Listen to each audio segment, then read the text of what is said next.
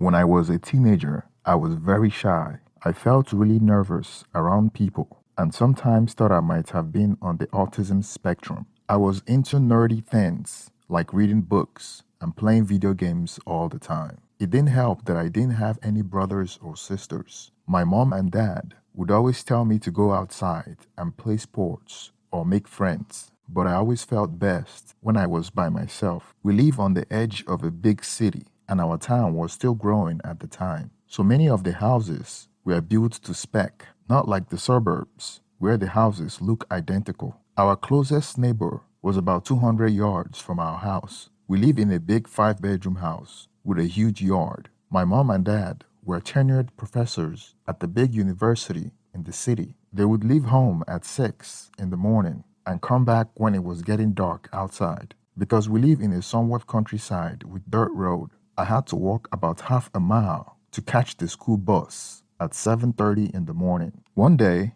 after the school bus dropped me off and I was walking towards my home, my neighbor pulled up beside me and asked if I wanted a ride. I found it a bit odd because my house was really close by. I still said yes to be nice because I recognized his car from seeing it at my neighbor's house. He also looked like my neighbor, and it was the first time I had met him. He said hello to me for the first time, and he seemed like he knew me better than I knew him. He mentioned that my parents talked about me a lot. They told him that I spent most of my time at home playing video games. He said he used to be a gamer too when he was younger, but now he likes outdoors. That was why he moved out here. He was around 35 years old at the time. Even though he offered, I didn't accept the invitation to come to his house for barbecue. I like being by myself, spending time alone, and playing video games with my virtual friends online. After a while, my neighbors started coming back from work. When my boss would drop me off, he would give me a ride to my house. I mostly stayed quiet while he chatted and chatted.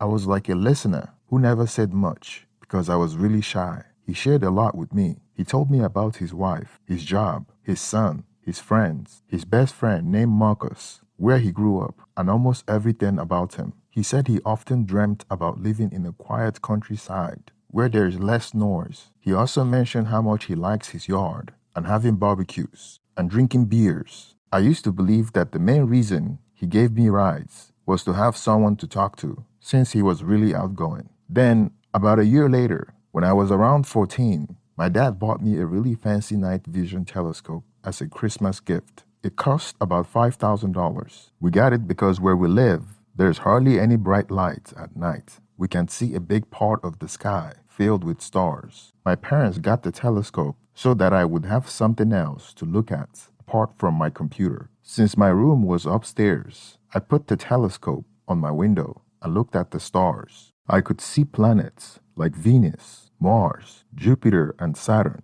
depending on the direction I was looking or the location I placed the telescope around the house. But after a while, I got a bit tired of looking at the stars, so I aimed the telescope towards my neighbors' houses. Most of the houses are one story and had metal chain fences, so I could see into their yards and sometimes through their windows. I got curious about my neighbor, the one that would give me rides from school. In the evenings, especially on weekends, he would be in his yard grilling food, and his 3-year-old son would be playing around. He often had his friend Marcus visit. He told me about Marcus before, saying they worked together and liked hanging out on weekends. With my night vision telescope, even though they were quite far away, I could adjust the telescope to see tiny details on their faces in the darkness. On a Sunday evening, I used my telescope and saw my neighbor hanging out with his friend Marcus. Marcus was drinking, and my neighbor's wife was there too,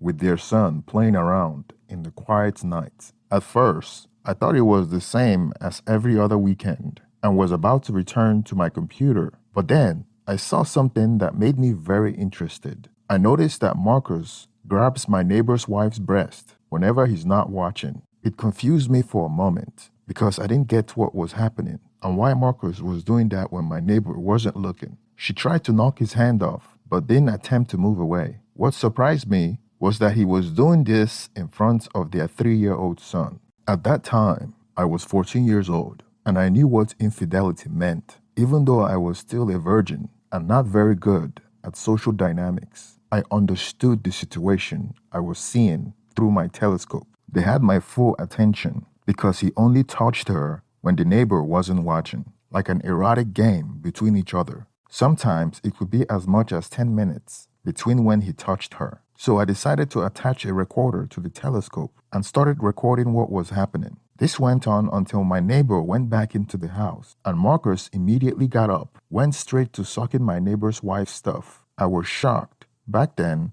I wasn't into adult content, and that was as close as he got. He immediately returned when he heard my neighbor coming back out. I was surprised about the risk he was taking. What if he gets caught? And during that time, my neighbor's wife didn't attempt to stop him. It was like she was enjoying his games. I didn't feel remorse for my neighbor or anything like that at the time, even though I would consider him a friend as he had been giving me a ride for more than a year. I was just really excited by the whole situation. Then when it got really dark and they were done for the night, they were all heading back into the house. My neighbor was walking in front, carrying his son. Marcus and the neighbor's wife were behind the neighbor. Marcus had his hand under the neighbor's wife's dress as they walked. It was quite dark outside and only a little bit of moonlight, so it would have been hard for someone close to them to see what they were up to. I couldn't believe that he had his hand under the neighbor's wife's dress when he was so close to the neighbor. I didn't find the behavior disgusting back then.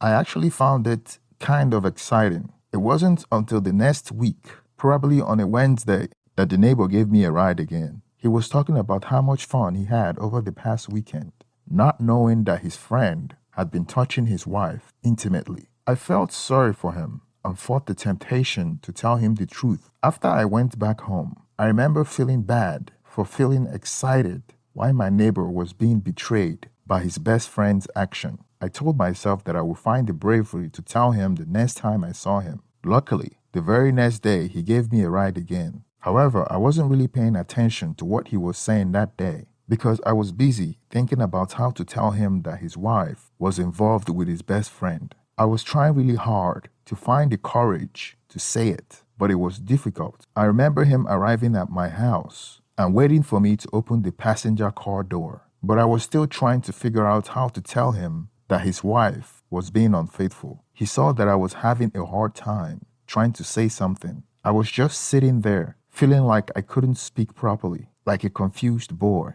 I was trying to talk, but the words didn't come out easily. He turned off his car engine and looked at me strangely. He asked me if everything was okay. Finally, I blurted out, "Your wife is having X with Marcus." Then I quickly opened the passenger door and ran away. I hurried to my door, unlocked it, and rushed inside the house. I went upstairs and looked out the window. His car was still parked on the road where he dropped me off. It took him about 3 more minutes before he drove away. When I think back to that time, I can now laugh at how much anxiety I had. I was really nervous around people. I didn't make eye contact, which is probably why other kids found me awkward, and I was picked on a lot. I even thought I might have autism, but I eventually learned that I didn't. The next day, I was really hoping I wouldn't see the neighbor when the school bus dropped me at my drop-off location, but I realized I was in trouble when I saw his car waiting for me. It was the first time he had waited like that. I tried to walk away,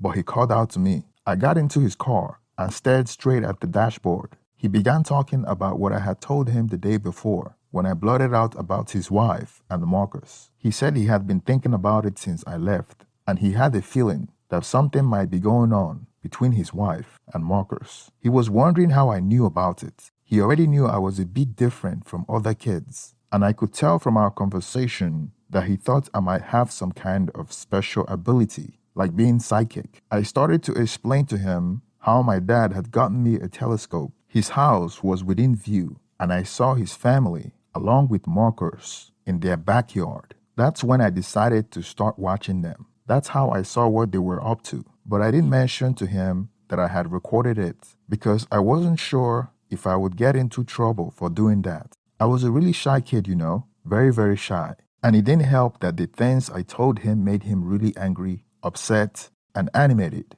I wasn't certain if he was mad at me. He drove to my house really quickly, using bad words and saying he wanted to hurt his wife and Marcus. As soon as he dropped me off, he rushed away to his own house. I had already decided not to show him the recording because I was worried he might become violent. I didn't see him again for about 2 weeks. During that time, I looked through my telescope to see if I could spot him, but I only saw his wife and son. On the third week, I was glad to see him, but he seemed different. He wasn't as talkative. He did let me know that he and his wife were going to get divorced. I didn't ask for more details. The next time I heard about the divorce was from my parents. They were friends with him, and they were discussing the neighbor's divorce. Luckily, my name didn't come up in their conversation. I never saw the neighbor again, and they moved away from the house. Now, after 11 years, I am a more outgoing person, and I have a good number of friends, real friends. I looked up the neighbor's Facebook page, and I saw that he had remarried someone else and started a new family. I used to think about sending him the recordings, but I always convinced myself not to.